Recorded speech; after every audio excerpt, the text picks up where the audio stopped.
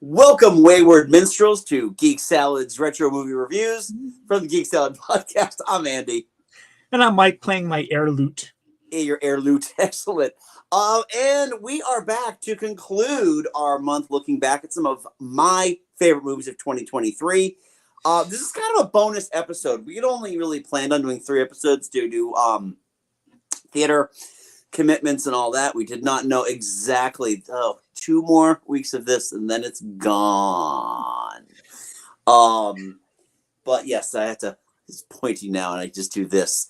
So we're going to be talking tonight about one of my favorites. Now, it's not in my, I wouldn't say it's in my top 5. It's definitely in my top 10 of the year, though. A movie that completely caught me off guard with how good it was. Dungeons and Dragons: Honor Among Thieves. I would agree. It is ridiculously fun how much this movie is. Where the hell did this movie come from? Because there was no marketing for it. Oh, and actually, I was talking with a coworker of mine who's big into D&D, and this movie lost money at the theaters, and he pointed out a couple good reasons. But it's mainly because Wizards of the Coast, like 2 months before this movie came out in January of 2023, they had massive fan backlash because they were like going to change the open license for D&D rules. Yeah. And make it so anyone that made over a certain threshold of money would have to pay a massive royalty to Wizards of the Coast. And anything that you make in Dungeons and Dragons that Wizards of the Coast like, hey, we like that. We're going to use it and we're not going to pay you anything for it. It's ours. So massive backlash from the core audience for this movie. Yeah, that's not great. It's not great. No. It's definitely not. I mean, I just kind of chalked up the poor marketing to the fact that it's a Paramount film and Tom Cruise wasn't in it. So what the hell are you going to do with it, right? Because that's just what happens to all Paramount movies. And the ironic thing is that Mission Impossible did not do well. So see, I think the problem with putting Tom Cruise in this one is that the temptation would be too strong to not make him a halfling. Right. I have to say, because there was a Dungeons and Dragons movie that came out like 15 years ago, and it was dreadful. I saw that in theaters. Wow. Yeah. It really completely missed the point of the game. This movie got it. Oh yeah. It was dialed in perfectly. And it showed that the people behind the movie are they had a love for the game. They had a love of their memories of the game. And every little aspect put in there were fantastic, where you could honestly kind of tell where the roles were going in. And the fact that they knew exactly like where to poke fun at the game itself, like when they were in the graveyard, that graveyard scene had me rolling. Brilliant. But when like, and we can only ask them 5 questions. Why is it 5 questions? This kind of seems kind of arbitrary. Yeah, I know. It's just the way it is. The best part about that too is it reminded me of that Simpsons bit. Are you really the head of the quick? Oh yeah. Yes. Really? Yes. You? Yes. Thank you. Come again. Come again. That was brilliant. My favorite like nod and wink to the players was when they were in the caverns trying to get the helmet, and Zank told them about the bridge, but you have to be very careful about like the DM had planned out the most assholic way of having to do this bridge, which would mean chance rolls each and every step that you take.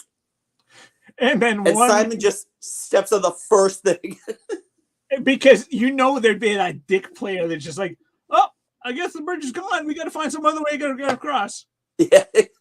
And just all like that months that the DM had been working on that out the wall. Yeah.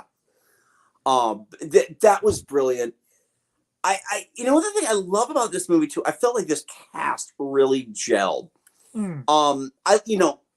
Ever since Star Trek, I've been a huge Chris Pine fan. I've always loved him, and I love watching him work outside the box. And I really feel like this is definitely an outside the box role for him. He plays a charming rogue better than I think anybody since Harrison Ford is Han Solo.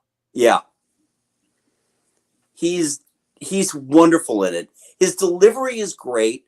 And a lot of this just reminds me of his Kirk-isms. Yeah. From Star Trek. And he works really well. Michelle Rodriguez, I'm not a huge fan of hers, mainly because she seems to play the same type of role. She's the tough broad. Yeah. And she was the tough broad in this, but she was way more endearing in this. Yeah. I like Michelle Rodriguez. I don't like always go to her movies, but she always seems to play just someone that you know who they are, but you still love them for it. Right. Well, the beauty of that too is that they kind of went against type. That she was immediately mothering to Kira, like straight out, straight in from the intro. Yeah. The other characters in there. I mean, we talked earlier this year when we talked about the Jurassic World movies. We talked a lot about Justice Smith, who played Simon in this, and how horrifically underutilized he was in the second Jurassic World movie, and even more so in Dominion. Yeah. I've seen Justice League. Yeah, I've seen Justice Smith in I think 3 movies now, 4 if you count Dominion, but I don't really, because he was really kind of a blink and you miss him guy. He was. But I've seen him in 3 movies so far, and I've actually genuinely liked him in every single thing I've seen him in. He was so good in Detective Pikachu. He was. I really enjoyed him in that. Sophia Lillis as Doric, great character. What I enjoyed too is that none of the core 4 seemed overpowered, with the exception of Holga. I mean, my God, those fight scenes were so great. Yeah. The creativity in this movie was on another level. I mean, it absolutely was. And again, fans of the game, having written this, is that great bit with the axe where they're about to be executed, and she asked how do you clean the axe, and then after the fight's over, she's like, "Hey, before we leave, yeah, I know you got to stop, get some linseed oil." And that's the thing, is like the relationship between Holga and Edgin. Thank you, Ed. Yeah, their relationship is really kind of the core of this movie. If that doesn't work, this movie doesn't work. And I love their chemistry. I loved it too, especially because they didn't go the romantic route. There really is no romance in here. I don't count what Simon and Doric have as being romance. No, really. No, that was just like a relationship. Right. I mean, he was earnestly, he's very much smitten with her. Yeah. But she was just like, whatever. Yep. But they're wonderful in this.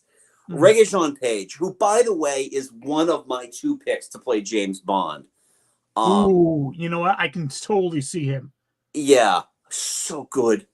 Zank I love Zank because, for the people who are like hardcore D&D people, they were just like, they nailed the paladin perfectly. Because what does he do? He shows up when you need him most. He does his thing, and then he leaves. Yeah, I was like, I don't know. When I first saw him, I was like, I was kind of preparing myself to not like him. Yeah. But just, he straddled a very fine line. Because if he was a little bit too earnest, it'd be come off as just over the top. Right. But having him be almost like Drax, with the just not catching subtleties of language. Right. That was brilliant.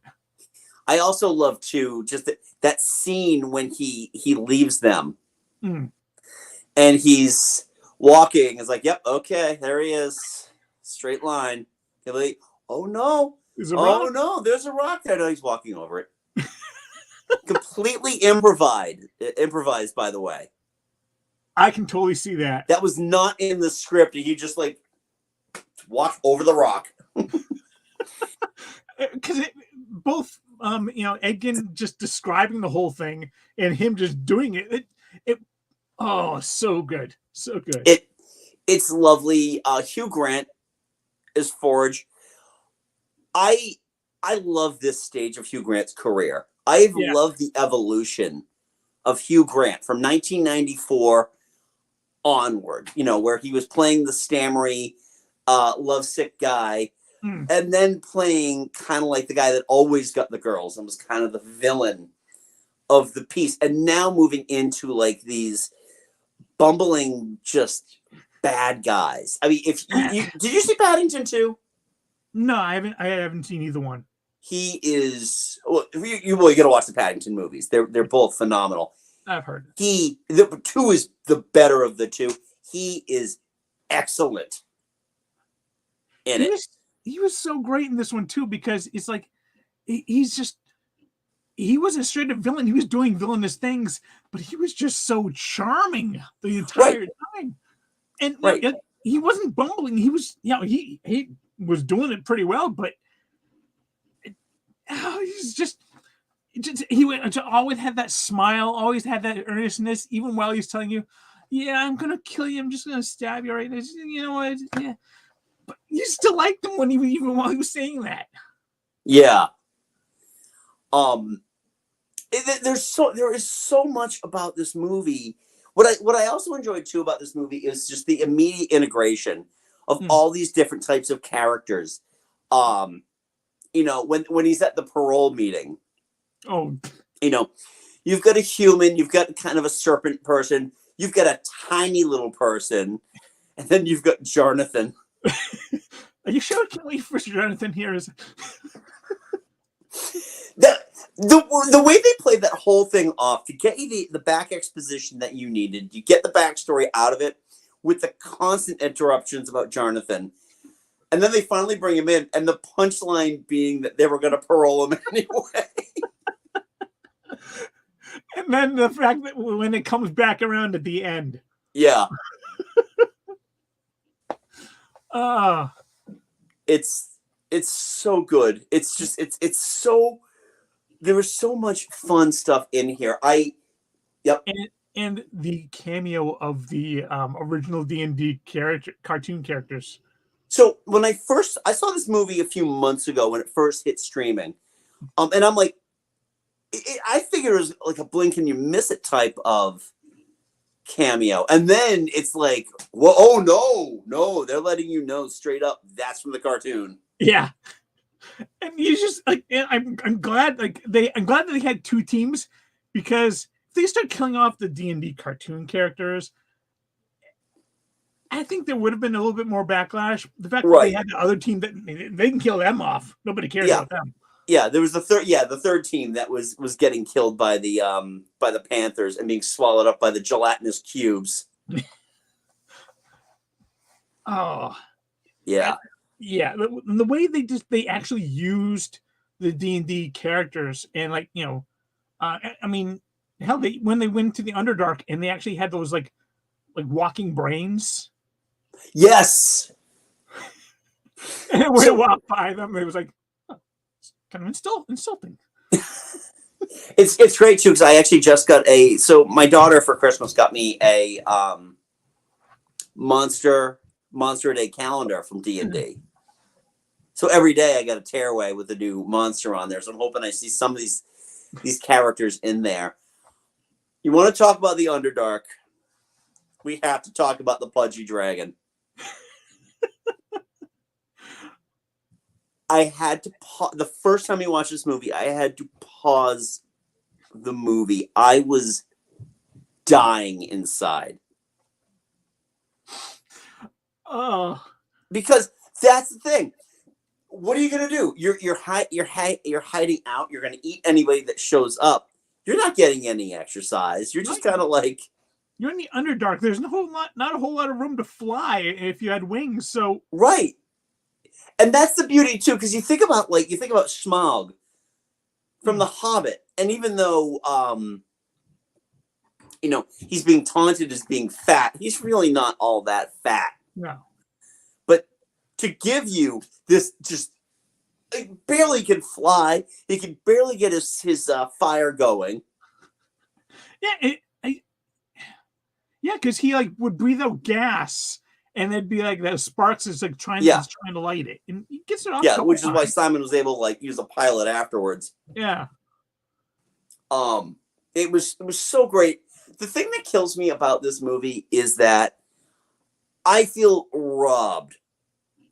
This would have been a great sit in the theater with friends, have a big bucket of popcorn, and just enjoy it. And I feel really robbed its longevity in the theater was nothing because they didn't market it properly. Yeah. And still coming out of the pandemic, it's still kind of tough to see. They're not going to let movies sit in the theater as long as they used to. Yeah. I would say if I had one knock against this movie, is that as soon as like the camera pulled back and you saw Holga with the dagger, I was like, okay, I know what's happening. Yeah. It was predictable, but the flashbacks of all the scenes where Holga was actually playing a mother to Kira, I thought that was a nice, effective way of kind of giving a little bit of freshness to that one. Yeah, no, there's a lot of freshness to this. This movie is way better than I thought it would be. Kevin, yes, all three of us absolutely in agreement there. It is. I mean, the thing that kind of any points that are knocked down, probably could have stood to have lost about 20 minutes worth of. This movie's over 2 hours. This could have been an hour 45, a tight hour 45. We would have been fine with that. Just it's for me. Letterboxd was a 4-star movie for me, which is still that still puts that in my top 10. Because I had a friggin' blast with this movie. One thing I've really been thinking about too is just how movies stay with you afterwards, and this is one of these movies that just stays. Yeah. I can't say enough about how much I was dying laughing during the graveyard scene. Having the corpse like, oh no, that was my brother Sven. I'm Ven. And then that one guy who just like slipped and fell. I played D&D for the better part of 25 years. I loved all the references and use of spells. The hand duel actually uses 2 different famous spells. Okay, awesome. I haven't played D&D in a long time. My brother-in-law loves D&D. Because Simon, I want to say Simon did throw a couple of magic missiles around, I think. Kevin, you can kind of correct me if I'm right. Wrong. He also had the the smell of cut grass is just a wonderfully stupid spell.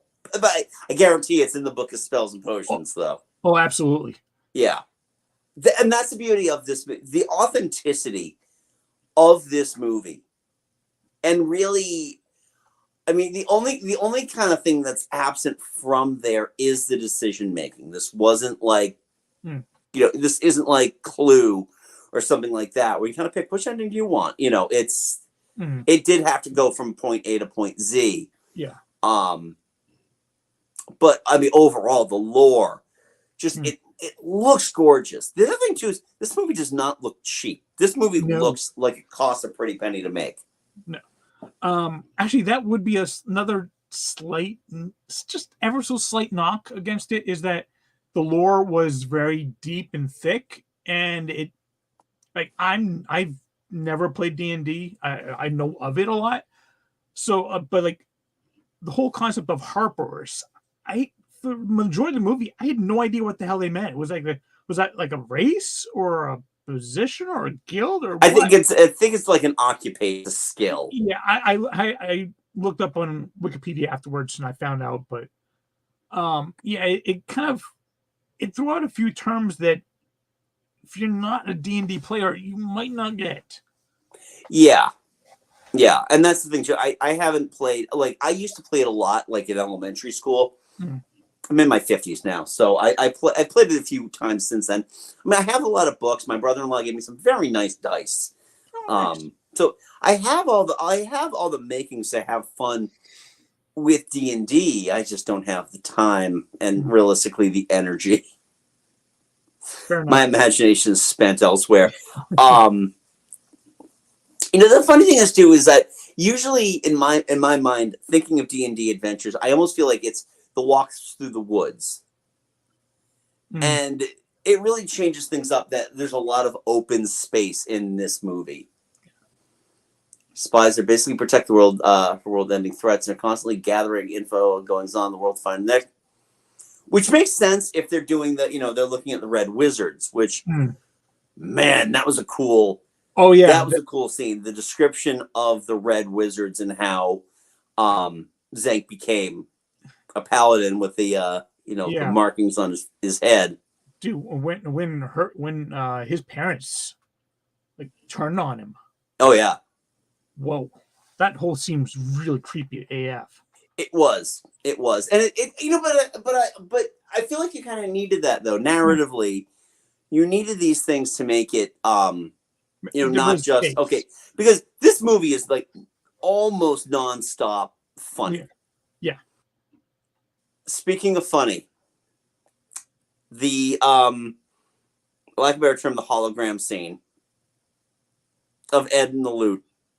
Oh yeah, where he starts glitching because Simon's player failed a roll and got his foot stuck.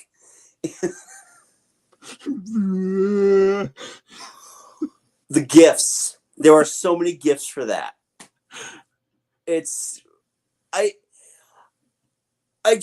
had such a blast with this movie, and it kills me. There were a lot of movies this year, a lot of stuff that ended up in my top 10, that really felt like if it got any recognition at all, it was kind of fleeting.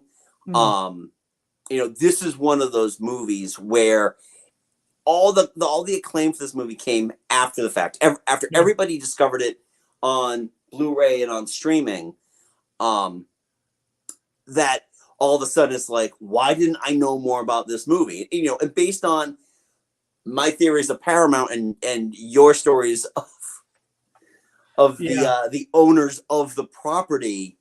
Yeah, it really is a shame too, because I mean they pretty much right at the end they're like, okay, here is the plot of the sequel. We've got the team is together, and Tam Zaz or Zaz Tam is out there still with his army of the undead. There's the sequel. We're not going to see it because this movie didn't make enough money. No, it did not make enough money. You think of some of these other movies. Teenage Mutant Ninja Turtles, Mutant Mayhem. I've heard nothing but good things. Fantastic movie. I think that might also be on Amazon Prime. There are parts of the movie is for the D&D experience. Group makes elaborate plan. It fails immediately. Make next plan. Don't stop. Plan A and Plan B. Plan A fail. Go to Plan C. Sounds like Plan A. What's the difference? Yeah, sounds like Plan A. Yeah, and if that fails, we'll go to Plan B. That's Plan B, isn't it? Yeah. I love that. And yeah, everything failed. And then later on, they're like, "I got a really good feeling about Plan B." It's great. The eagerness, the fact that again they managed to throw in some of that dickishness that some DMs have. I really enjoyed that. Just the insurmountable odds that keep getting stacked at. You've done this, but wait, there's more. Wait, roll. The painting fell on the floor. Now how are you gonna get through the portal? Son of a bitch! Come on, man. That Portal stuff was a lot of fun too. Oh yeah. Dude, I felt like I was playing Portal on my PC. Yeah. The same thing is like right there. You just step right through and you're instantly there. It was a lot of fun. I really enjoyed that. I enjoyed Simon having the conversations with his grandfather when he's trying to like attune himself to the helmet, and all it took for him just to punch him. Yeah. And I mean, like, you get Chris Pine because you want that like that charming rogue. Yeah. But you can get a lot of emotion too when he admits that he stole the item and that led the Red Wizard to his wife. Yeah. Dude, that is a heartbreaking scene. Yeah. I have to say too, because you this is the only I knew you were enjoying this movie because you were not texting me at all during this, except for the one thing, and I agree with you on this. We were both completely caught unawares that Bradley Cooper was in this movie. Yeah, I saw it. I was like, wait a second, is it? No, is it? Holy shit! It was, the best part about that too is that Holga has a type. Yeah. Because there was another tiny little man that she saw early, later in the movie. Yeah. But he has a type too. Yeah. Because what was it? Gwenny or something? Yeah. And that was really great. But it was nice too because it was such a nothing cameo, but it was fun. Yeah. And not to mention the fact that's how they get the hither dither stick. Mm.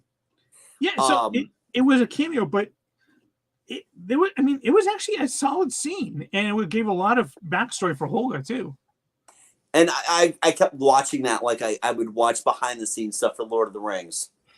How much of this is forced perspective? It wasn't quite as smooth as Lord of the Rings, and some parts.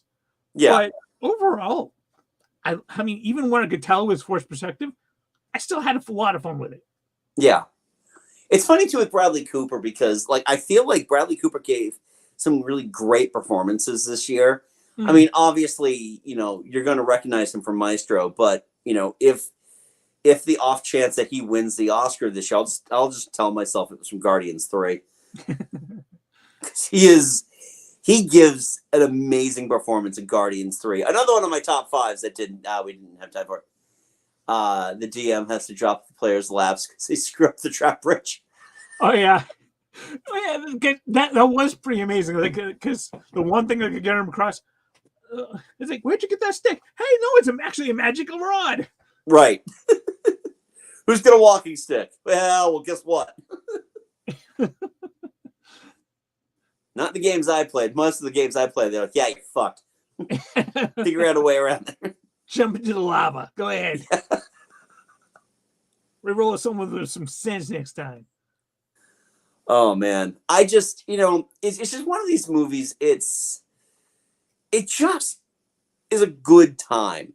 Yeah, and I feel like we get so tied up in, especially with franchise films, we get so tied up in everything. Sometimes I feel like we just forget to have a good time at the movies. And again, it's killing me I didn't see this in the theater because this would have been great. Yeah.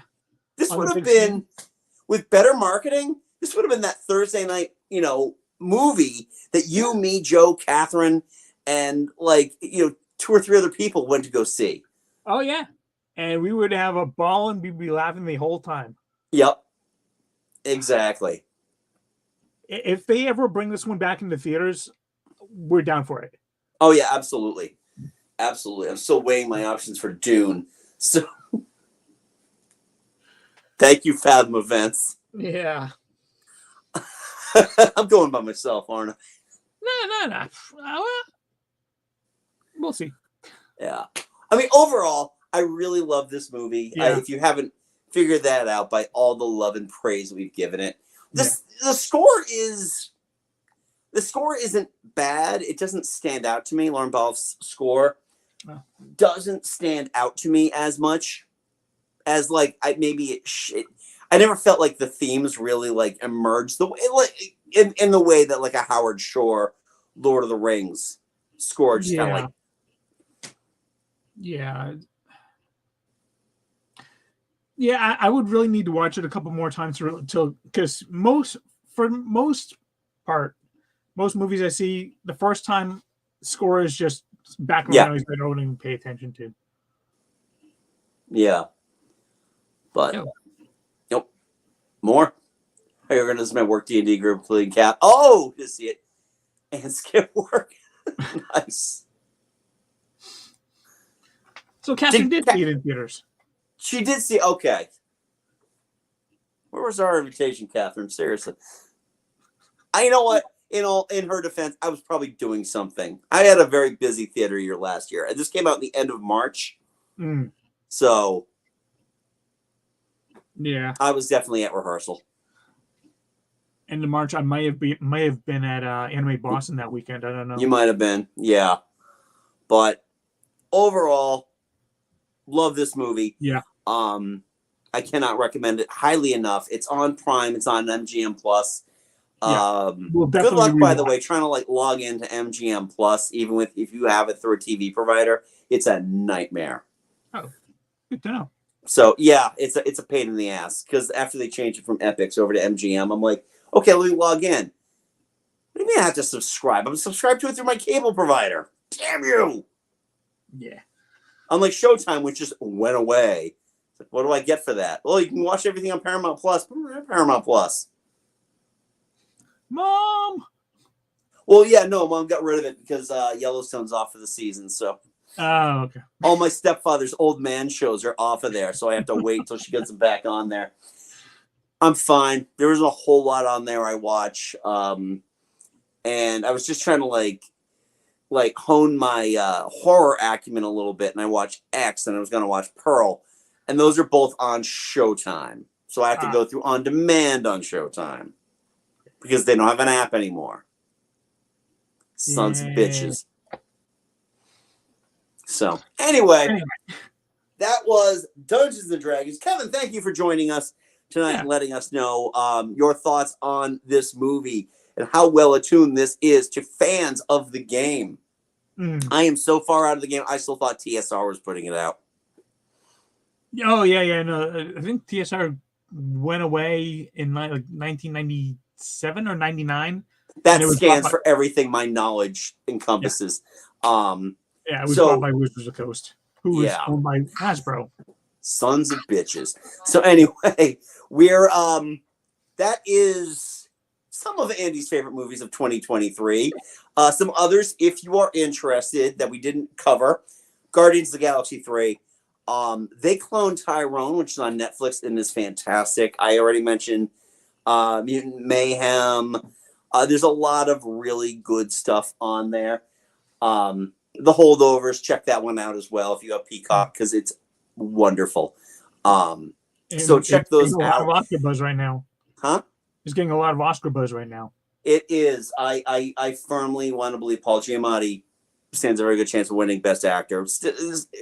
Supporting actress for Divine Joy Randolph is pretty much sewn up at this point. And she's phenomenal in the movie.